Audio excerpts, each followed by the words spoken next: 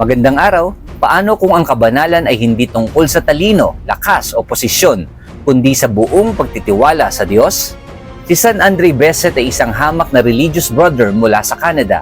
Maaga siyang naulila, mahina ang pangangatawan at halos walang formal na edukasyon.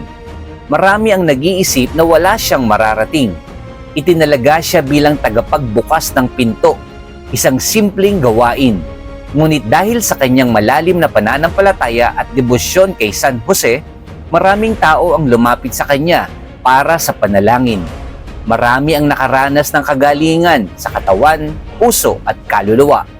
Hindi kailanman inangkin ni San Andre ang mga himala.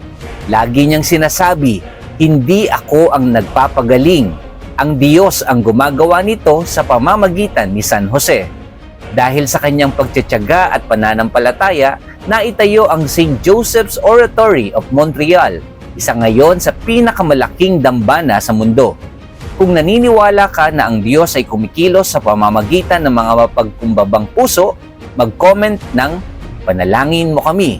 I-follow mo na rin ako para sa araw-araw na inspirasyong Katoliko at i-share ito sa isang taong nangangailangan ng pag-asa ngayon. San Andre Bessette, ipanalangin mo kami.